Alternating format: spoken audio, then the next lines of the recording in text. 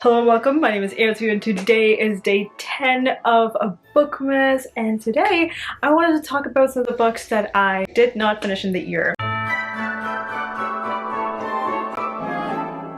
So most of the books that I chose for this list, it's not that I would never read it again, I just had to put it on pause for whatever reason, and I'll talk about all those reasons for it now. And I have 5 books, so let's get into it. Okay, the first one is probably the most popular and kind of controversial one, which is Where Dreams Descend by Jenna Angelis. This book was so hyped. I heard so many people say that they loved it, and you know what, I kind of understand. But at the same time, I just did not like the protagonist. I thought she was just a little annoying. She didn't really care about one of these side characters that was being super nice to her for every single step of the way.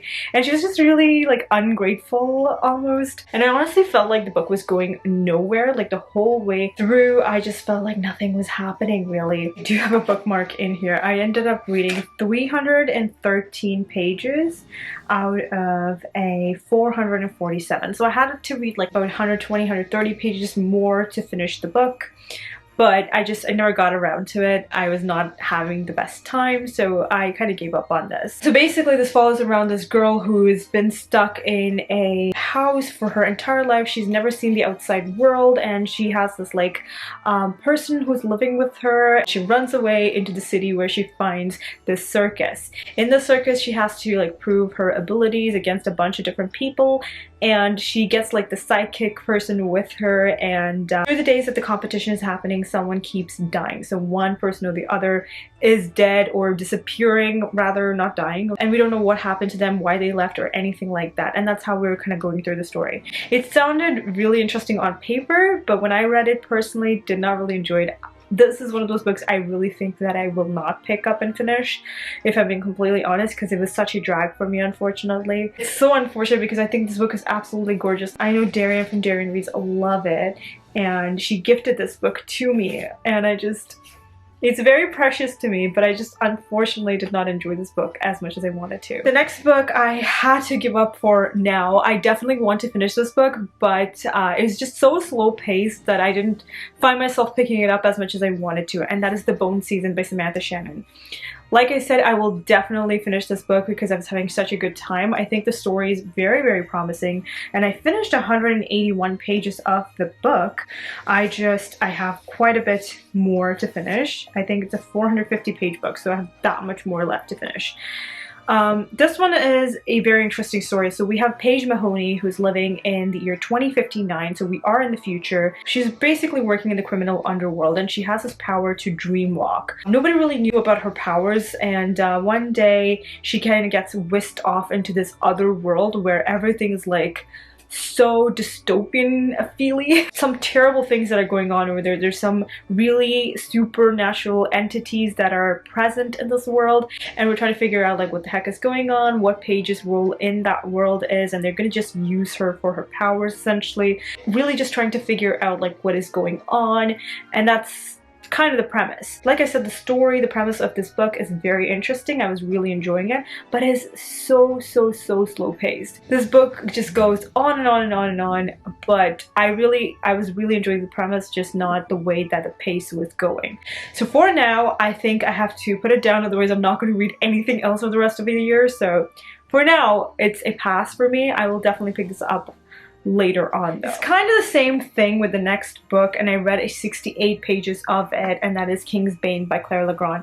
I have read the first book, Fury Born, twice, and it was in hopes that I can get into Kingsbane and finish it, but I never really got around to Kingsbane and I kept pushing it off, and I did end up reading like nearly 70 pages of this book, and it was okay.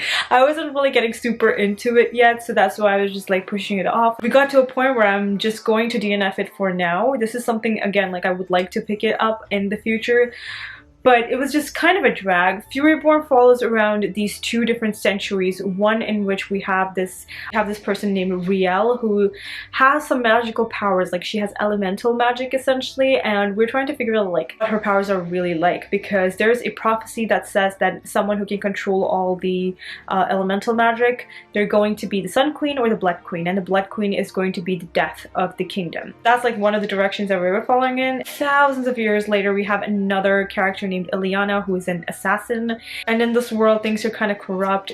Some women are going missing, and Ileana is trying to figure out what is going on over there because her mother got missing as well. Things are kind of raw in both the worlds, and we're trying to figure out all these different aspects of how this world works. It's honestly such a good time. I personally liked Riel's storyline quite a bit, like what is happening in Riel's century, I guess, and Ileana's I didn't enjoy it as much because I didn't like Ileana that much. Overall, like, it's a good premise, it's a good story. I had a good time reading the first book twice. It was time for me to kind of pick this one up and just get into it, but I was finding it to be such a drag. I think that's kind of the same thing for me with YA fantasy or fantasy in general this year. I just wasn't really getting into it as much as I wanted to, which is really unfortunate. But that kept happening so much that I had to drop this for now. The next book I want to talk about is The Kingdom of Back by Marielou. This also, like I said, all these books have really good premises, but I don't know. Well, this book essentially follows around the sister of Mozart. So we have this character named Marielou Mozart, and she has just one wish. She wants to be known for her composing. And basically because she's a young woman in the 18th century in Europe, that means composing is basically forbidden for her. She will get the chance to perform until she's of marriageable age, and after that she can never perform really. So Mariellou's obviously really devastated, and she does not know what to do. Wolfgang is a younger brother who is just really good at composing himself. He has a very good ear for music in general. And of course, Nana is really upset. She loves that Wolfgang can do all of these things, but she's also very upset that she can't do it herself. When this mysterious stranger kind of shows up from a magical land, she kind of makes a deal with that person, I believe, and things kind of go a little differently than expected from there. Again, the premise is so lovely. I think it is going to be really good, but I think I've read like 30 pages if I'm not wrong, and that was pretty much it. I just couldn't pick it up as much as I wanted to pick it up. It was just not on my radar at that moment. Again, this is something that I do want to pick up in the future, but for now it's a pass. And the final book I want to get to, I actually started reading this in the beginning of the year, and that is A Great and Terrible Beauty by Libba Bray. I was enjoying this book to an extent, and I did end up reading 80 pages of this book as well. Again, this is like a never say never kind of a situation, but for the moment I definitely need to skip on this. I was just not super into the story, but I think it does have promise. Gemma Doyle is living in India with her family, her mom and dad, and she constantly keeps saying that she wants to go back to England to live the best life. Something happens in India where her mother ends up dying, and Gemma gets whisked away back into England. She goes into this boarding school where she's so unhappy, and she keeps seeing this memory of sorts. It's not a memory, like a prophecy. I don't know what it is. I forget what the word is for that, but she constantly keeps seeing this thing, and she kind of figures out like how her mom dies, and there was some kind of a supernatural thing that happened in that situation, and she's trying to figure out like what the heck is going on, and on it goes from there. It's supposed to be a delicious, elegant gothic, and I just never got around to finishing the book. Obviously, I just only finished like 80 pages of it, and it was good while I read it, but I just didn't want to continue at that moment, so I just dropped it completely. So it was like way in the beginning of the year, so I don't even know when I'm gonna pick this one up. I had to drop this one too. Alright, you guys, those are the 5 books that I ended up DNFing for this year. There's a good chance I'll pick them up again next year, possibly. But at this moment, I definitely have to pass on, otherwise I'm never going to finish reading anything. That is it from me. If you're new here, hi, welcome. My name is Ansu. Please don't forget to hit that subscribe button and that notification bell to be notified every single time I upload a new video. Thanks so much for watching. I'll see you all next time with another one. Until then, I'll talk to you all in the comments. Bye!